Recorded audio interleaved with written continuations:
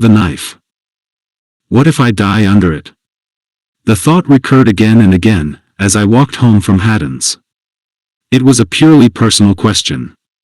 I was spared the deep anxieties of a married man, and I knew there were few of my intimate friends but would find my death troublesome chiefly on account of their duty of regret. I was surprised indeed, and perhaps a little humiliated, as I turned the matter over, to think how few could possibly exceed the conventional requirement. Things came before me stripped of glamour, in a clear dry light, during that walk from Haddon's house over Primrose Hill.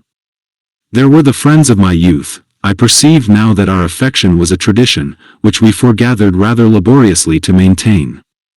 There were the rivals and helpers of my later career. I suppose I had been cold-blooded or undemonstrative. One perhaps implies the other. It may be that even the capacity for friendship is a question of physique. There had been a time in my own life when I had grieved bitterly enough at the loss of a friend, but as I walked home that afternoon the emotional side of my imagination was dormant. I could not pity myself, nor feel sorry for my friends, nor conceive of them as grieving for me. I was interested in this deadness of my emotional nature, no doubt a concomitant of my stagnating physiology, and my thoughts wandered off along the line it suggested. Once before, in my hot youth, I had suffered a sudden loss of blood, and had been within an ace of death. I remembered now that my affections as well as my passions had drained out of me, leaving scarce anything but a tranquil resignation, a dreg of self-pity. It had been weeks before the old ambitions and tendernesses and all the complex moral interplay of a man had reasserted themselves. It occurred to me that the real meaning of this numbness might be a gradual slipping away from the pleasure-pain guidance of the animal man. It has been proven, I take it, as thoroughly as anything can be proven in this world, that the higher emotions, the moral feelings, even the subtle unselfishness of love, are evolved from the elemental desires and fears of the simple animal. They are the harness in which man's mental freedom goes. And it may be that as death overshadows us, as our possibility of acting diminishes, this complex growth of balanced impulse, propensity and aversion, whose interplay inspires our acts, goes with it. Leaving what? I was suddenly brought back to reality by an imminent collision with the butcher boy's tray. I found that I was crossing the bridge over the Regent's Park Canal, which runs parallel with that in the Zoological Gardens. The boy in blue had been looking over his shoulder at a black barge advancing slowly, towed by a gaunt white horse. In the gardens a nurse was leading 3 happy little children over the bridge. The trees were bright green, the spring hopefulness was still unstained by the dusts of summer. The sky and the water was bright and clear, but broken by long waves, by quivering bands of black, as the barge drove through. The breeze was stirring, but it did not stir me as the spring breeze used to do. Was this dullness of feeling in itself an anticipation? It was curious that I could reason and follow out a network of suggestion as clearly as ever, so, at least, it seemed to me. It was calmness rather than dullness that was coming upon me. Was there any ground for the relief in the presentiment of death? Did a man near to death begin instinctively to withdraw himself from the meshes of matter and sense, even before the cold hand was laid upon his? I felt strangely isolated without regret, from the life and existence about me. The children playing in the sun and gathering strength and experience for the business of life, the park keeper gossiping with a nursemaid, the nursing mother, the young couple intent upon each other as they passed me, the trees by the wayside spreading new pleading leaves to the sunlight, the stir in their branches. I had been part of it all, but I had nearly done with it now. Some way down the broad walk I perceived that I was tired, and that my feet were heavy. It was hot that afternoon, and I turned aside and sat down on one of the green chairs that lined the way. In a minute I had dozed into a dream, and the tide of my thoughts washed up a vision of the resurrection.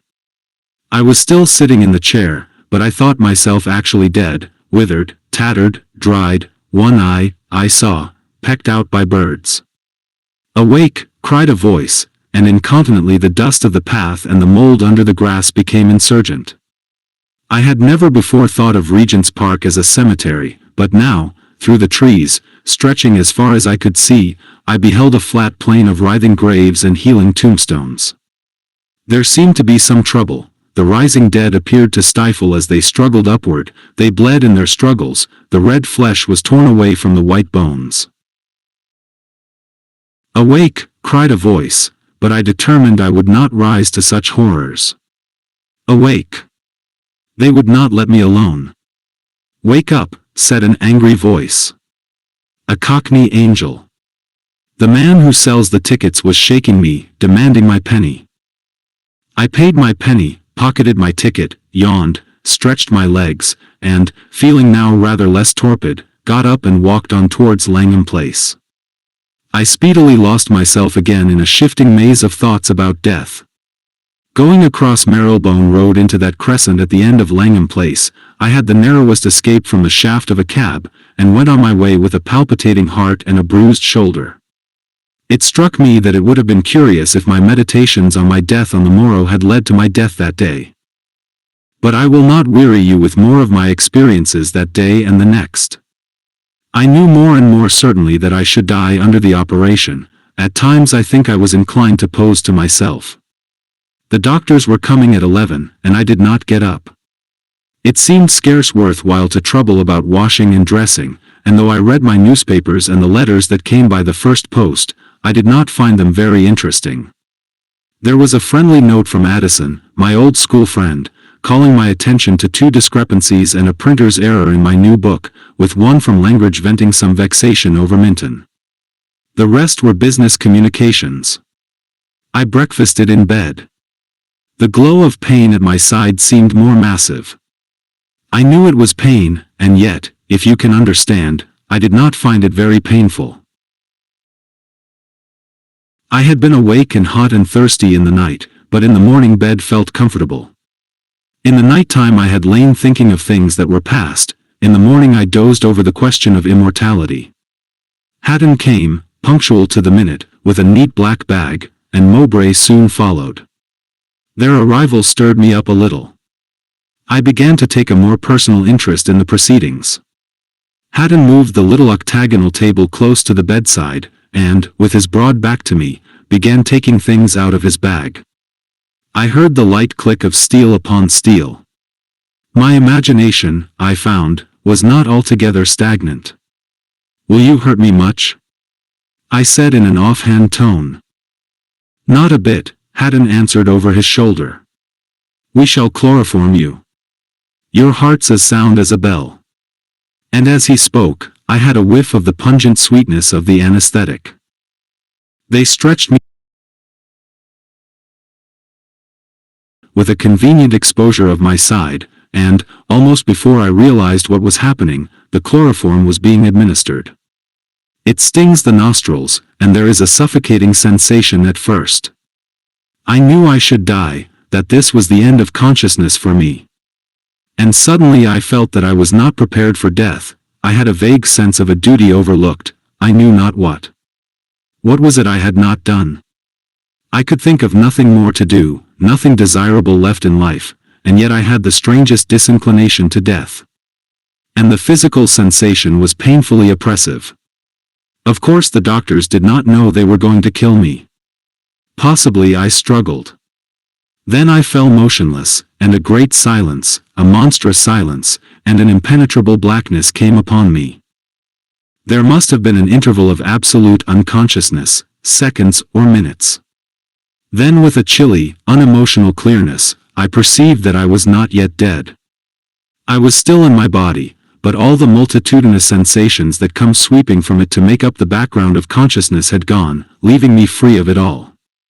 No, not free of it all, for as yet something still held me to the poor stark flesh upon the bed, held me, yet not so closely that I did not feel myself external to it, independent of it, straining away from it. I do not think I saw, I do not think I heard, but I perceived all that was going on, and it was as if I both heard and saw. Haddon was bending over me, Mowbray behind me, the scalpel, it was a large scalpel, was cutting my flesh at the side under the flying ribs.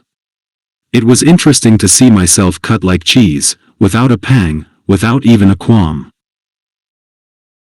The interest was much of a quality with that one might feel in a game of chess between strangers.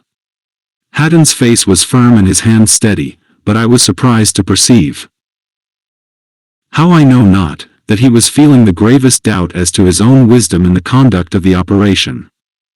Mowbray's thoughts, too, I could see.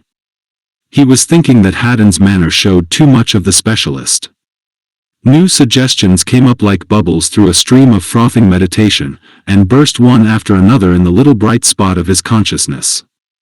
He could not help noticing and admiring Haddon's swift dexterity, in spite of his envious quality and his disposition to detract. I saw my liver exposed. I was puzzled at my own condition. I did not feel that I was dead, but I was different in some way from my living self. The gray depression, that had weighed on me for a year or more and colored all my thoughts, was gone.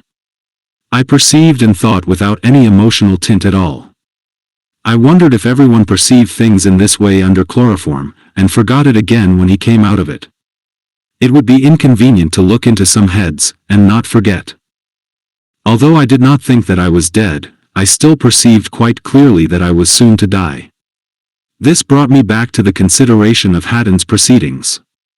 I looked into his mind, and saw that he was afraid of cutting a branch of the portal vein. My attention was distracted from details by the curious changes going on in his mind. His consciousness was like the quivering little spot of light which is thrown by the mirror of a galvanometer. His thoughts ran under it like a stream, some through the focus bright and distinct, some shadowy in the half-light of the edge. Just now the little glow was steady, but the least movement on Mowbray's part, the slightest sound from outside, even a faint difference in the slow movement of the living flesh he was cutting, set the light spot shivering and spinning. A new sense impression came rushing up through the flow of thoughts, and lo! The light spot jerked away towards it, swifter than a frightened fish. It was wonderful to think that upon that unstable, fitful thing depended all the complex motions of the man, that for the next 5 minutes, therefore, my life hung upon its movements. And he was growing more and more nervous in his work. It was as if a little picture of a cut vein grew brighter, and struggled to oust from his brain another picture of a cut falling short of the mark. He was afraid, his dread of cutting too little was battling with his dread of cutting too far. Then, suddenly, like an escape of water from under a locked gate, a great uprush of horrible realization set all his thoughts swirling, and simultaneously I perceived that the vein was cut. He started back with a hoarse exclamation, and I saw the brown-purple blood gather in a swift bead, and run trickling. He was horrified. He pitched the red-stained scalpel onto the octagonal table, and instantly both doctors flung themselves upon me, making hasty and ill-conceived efforts to remedy the disaster. "Ice," said Mowbray, gasping. But I knew that I was killed, though my body still clung to me. I will not describe their belated endeavors to save me, though I perceived every detail. My perceptions were sharper and swifter than they had ever been in life. My thoughts rushed through my mind with incredible swiftness, but with perfect definition. I can only compare their crowded clarity to the effects of a reasonable dose of opium. In a moment it would all be over, and I should be free. I knew I was immortal, but what would happen I did not know. Should I drift off presently, like a puff of smoke from a gun, in some kind of half-material body, an attenuated version of my material self? Should I find myself suddenly among the innumerable hosts of the dead, and know the world about me for the phantasmagoria it had always seemed? Should I drift to some spiritualistic seance, and there make foolish, incomprehensible attempts to affect a purblind medium? It was a state of unemotional curiosity, of colorless expectation. And then I realized a growing stress upon me, a feeling as though some huge human magnet was drawing me upward out of my body. The stress grew and grew. I seemed an atom for which monstrous forces were fighting. For one brief, terrible moment sensation came back to me. That feeling of falling headlong which comes in nightmares, that feeling 1,000 times intensified, that and a black horror swept across my thoughts in a torrent. Then the two doctors, the naked body with its cut side, the little room, swept away from under me and vanished, as a speck of foam vanishes down an eddy. I was in mid-air. Far below was the West End of London, receding rapidly, for I seemed to be flying swiftly upward, and as it receded, passing westward like a panorama. I could see, through the faint haze of smoke, the innumerable roofs chimney set, the narrow roadways, stippled with people and conveyances, the little specks of squares, and the church steeples like thorns sticking out of the fabric. But it spun away as the earth rotated on its axis, and in a few seconds, as it seemed, I was over the scattered clumps of town about Ealing, the little Thames a thread of blue to the south, and the Chiltern Hills and the North Downs coming up like the rim of a basin, far away and faint with haze. Up I rushed. And at first I had not the faintest conception what this headlong rush upward could mean. Every moment the circle of scenery beneath me grew wider and wider, and the details of town and field, of hill and valley, got more and more hazy and pale and indistinct. A luminous gray was mingled more and more with the blue of the hills and the green of the open meadows, and a little patch of cloud, low and far to the west, shone ever more dazzlingly white. Above, as the veil of atmosphere between myself and outer space grew thinner, the sky, which had been a fair springtime blue at first, grew deeper and richer in color, passing steadily through the intervening shades, until presently it was as dark as the blue sky of midnight, and presently as black as the blackness of a frosty starlight, and at last as black as no blackness I had ever beheld. And first one star, and then many, and at last an innumerable host broke out upon the sky, more stars than anyone has ever seen from the face of the earth. For the blueness of the sky and the light of the sun and stars sifted and spread abroad blindingly. There is diffused light even in the darkest skies of winter, and we do not see the stars by day only because of the dazzling irradiation of the sun. But now I saw things, I know not how, assuredly with no mortal eyes, and that defect of bedazzlement blinded me no longer. The sun was incredibly strange and wonderful. The body of it was a disk of blinding white light, not yellowish, as it seems to those who live upon the earth, but livid white, all streaked with scarlet streaks and rimmed about with a fringe of writhing tongues of red fire. And shooting halfway across the heavens from either side of it and brighter than the Milky Way, were two pinions of silver white, making it look more like those winged globes I have seen in Egyptian sculpture than anything else I can remember upon earth. These I knew for the solar corona, though I had never seen anything of it but a picture during the days of my earthly life. When my attention came back to the earth again, I saw that it had fallen very far away from me.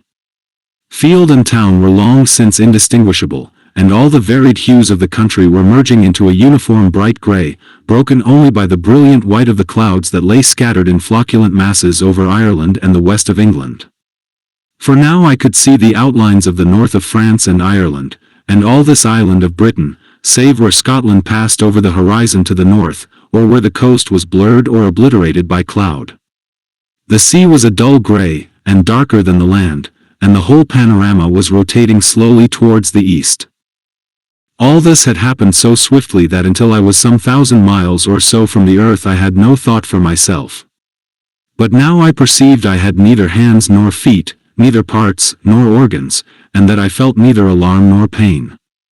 All about me I perceived that the vacancy, for I had already left the air behind, was cold beyond the imagination of man, but it troubled me not.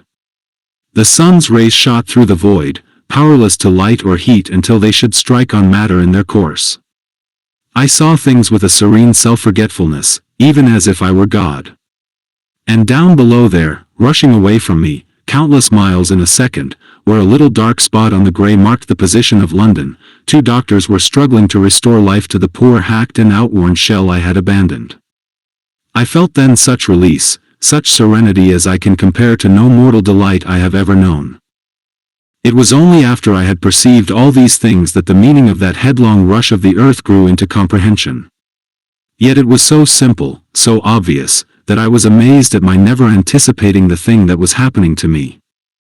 I had suddenly been cut adrift from matter, all that was material of me was there upon earth, whirling away through space, held to the earth by gravitation, partaking of the earth inertia, moving in its wreath of epicycles round the sun, and with the sun and the planets on their vast march through space.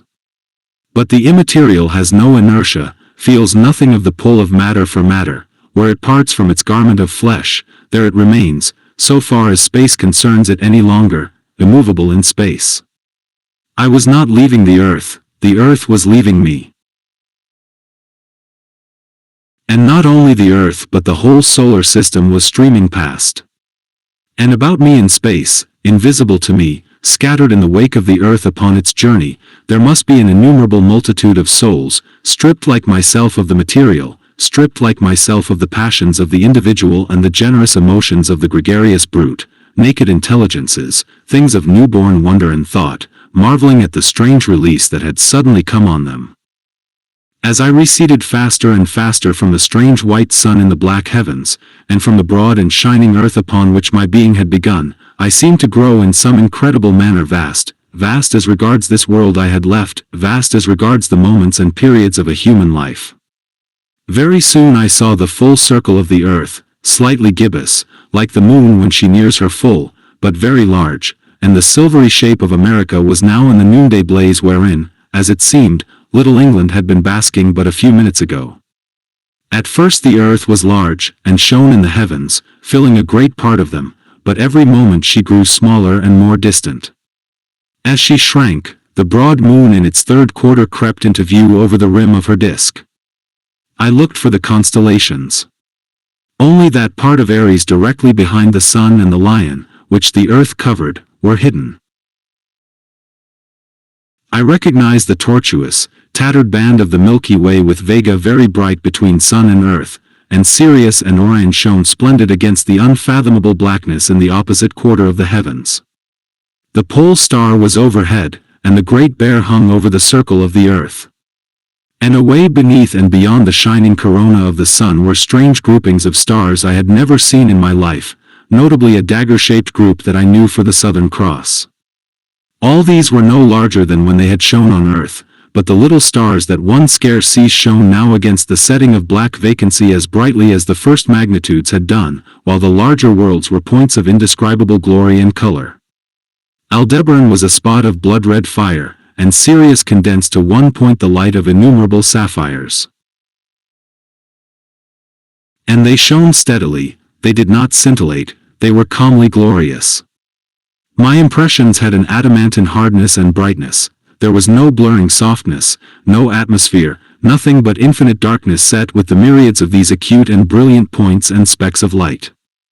Presently, when I looked again, the little earth seemed no bigger than the sun, and it dwindled and turned as I looked, until in a second space, as it seemed to me, it was halved, and so it went on swiftly dwindling. Far away in the opposite direction, a little pinkish pin's head of light, shining steadily, was the planet Mars. I swam motionless in vacancy, and, without a trace of terror or astonishment, watched the speck of cosmic dust we call the world fall away from me. Presently it dawned upon me that my sense of duration had changed, that my mind was moving not faster but infinitely slower, that between each separate impression there was a period of many days. The moon spun once round the earth as I noted this, and I perceived clearly the motion of Mars in his orbit. Moreover, it appeared as if the time between thought and thought grew steadily greater, until at last 1,000 years was but a moment in my perception. At first the constellations had shone motionless against the black background of infinite space, but presently it seemed as though the group of stars about Hercules and the Scorpion was contracting, while Orion and Aldebaran and their neighbors were scattering apart. Flashing suddenly out of the darkness there came a flying multitude of particles of rock, glittering like dust specks in a sunbeam, and encompassed in a faintly luminous cloud. They swirled all about me, and vanished again in a twinkling far behind. And then I saw that a bright spot of light, that shone a little to one side of my path, was growing very rapidly larger, and perceived that it was the planet Saturn rushing towards me. Larger and larger it grew, swallowing up the heavens behind it, and hiding every moment a fresh multitude of stars. I perceived its flattened, whirling body, its disc-like belt, and 7 of its little satellites. It grew and grew, till it towered enormous, and then I plunged amid a streaming multitude of clashing stones and dancing dust particles and gas eddies, and saw for a moment the mighty triple belt like 3 concentric arches of moonlight above me, its shadow black on the boiling tumult below. These things happened in 1/10 of the time it takes to tell them. The planet went by like a flash of lightning. For a few seconds it blotted out the sun, and there and then became a mere black, dwindling, winged patch against the light. The earth, the mother mode of my being, I could no longer see. So with a stately swiftness, in the profoundest silence, the solar system fell from me as it had been a garment, until the sun was a mere star amid the multitude of stars, with its eddy of planet specks lost in the confused glittering of the remoter light. I was no longer a denizen of the solar system. I had come to the outer universe. I seemed to grasp and comprehend the whole world of matter. Ever more swiftly the stars closed in about the spot where Antares and Vega had vanished in a phosphorescent haze, until that part of the sky had the semblance of a whirling mass of nebulae, and ever before me yawned vaster gaps of vacant blackness, and the stars shone fewer and fewer. It seemed as if I moved towards a point between Orion's belt and sword, and the void about that region opened vaster and vaster every second, an incredible gulf of nothingness into which I was falling. Faster and ever faster the universe rushed by, a hurry of whirling motes at last, speeding silently into the void. Stars glowing brighter and brighter, with their circling planets catching the light in a ghostly fashion as I neared them, shone out and vanished again into inexistence. Faint comets, clusters of meteorites, winking specks of matter, eddying light points, whizzed past, some perhaps 100 millions of miles or so from me at most, few nearer, traveling with unimaginable rapidity, shooting constellations, momentary darts of fire, through that black, enormous night. More than anything else it was like a dusty draught, sunbeam-lit. Broader and wider and deeper grew the starless space, the vacant beyond, into which I was being drawn. At last a quarter of the heavens was black and blank, and the whole headlong rush of stellar universe closed in behind me like a veil of light that is gathered together. It drove away from me like a monstrous jack-o'-lantern driven by the wind. I had come out into the wilderness of space. Ever the vacant blackness grew broader, until the hosts of the stars seemed only like a swarm of fiery specks hurrying away from me, inconceivably remote, and the darkness, the nothingness and emptiness, was about me on every side. Soon the little universe of matter, the cage of points in which I had begun to be, was dwindling, now to a whirling disk of luminous glittering, and now to 1-minute disk of hazy light. In a little while it would shrink to a point, and at last would vanish altogether. Suddenly feeling came back to me, feeling in the shape of overwhelming terror, such a dread of those dark vastitudes as no words can describe, a passionate resurgence of sympathy and social desire. Were there other souls, invisible to me as I to them, about me in the blackness? Or was I indeed, even as I felt, alone? Had I passed out of being into something that was neither being nor not being? The covering of the body, the covering of matter, had been torn from me, and the hallucinations of companionship and security. Everything was black and silent. I had ceased to be. I was nothing. There was nothing, save only that infinitesimal dot of light that dwindled in the gulf. I strained myself to hear and see, and for a while there was naught but infinite silence, intolerable darkness, horror, and despair. Then I saw that about the spot of light into which the whole world of matter had shrunk there was a faint glow. And in a band on either side of that the darkness was not absolute. I watched it for ages, as it seemed to me, and through the long waiting the haze grew imperceptibly more distinct. And then about the band appeared an irregular cloud of the faintest, palest brown. I felt a passionate impatience, but the things grew brighter so slowly that they scarce seemed to change. What was unfolding itself? What was this strange reddish dawn in the interminable night of space? The cloud's shape was grotesque. It seemed to be looped along its lower side into 4 projecting masses, and, above, it ended in a straight line. What phantom was it? I felt assured I had seen that figure before, but I could not think what, nor where, nor when it was. Then the realization rushed upon me. It was a clenched hand. I was alone in space, alone with this huge, shadowy hand, upon which the whole universe of matter lay like an unconsidered speck of dust. It seemed as though I watched it through vast periods of time. On the forefinger glittered a ring, and the universe from which I had come was but a spot of light upon the ring's curvature. And the thing that the hand gripped had the likeness of a black rod. Through a long eternity I watched this hand, with the ring and the rod, marveling and fearing and waiting helplessly on what might follow. It seemed as though nothing could follow, that I should watch forever, seeing only the hand and the thing it held, and understanding nothing of its import. Was the whole universe but a refracting speck upon some greater being? Were our worlds but the atoms of another universe, and those again of another, and so on through an endless progression? And what was I? Was I indeed immaterial? A vague persuasion of a body gathering about me came into my suspense. The abysmal darkness about the hand filled with impalpable suggestions, with uncertain, fluctuating shapes. Then, suddenly, came a sound, like the sound of a tolling bell, faint, as if infinitely far, muffled, as though heard through thick swathings of darkness, a deep, vibrating resonance, with vast gulfs of silence between each stroke. And the hand appeared to tighten on the rod. And I saw far above the hand, towards the apex of the darkness, a circle of dim phosphorescence, a ghostly sphere whence these sounds came throbbing, and at the last stroke the hand vanished, for the hour had come, and I heard a noise of many waters. But the black rod remained as a great band across the sky. And then a voice, which seemed to run to the uttermost parts of space, spoke, saying, "There will be no more pain." At that an almost intolerable gladness and radiance rushed in upon me, and I saw the circle shining white and bright, and the rod black and shining, and many things else distinct and clear. And the circle was the face of the clock, and the rod the rail of my bed.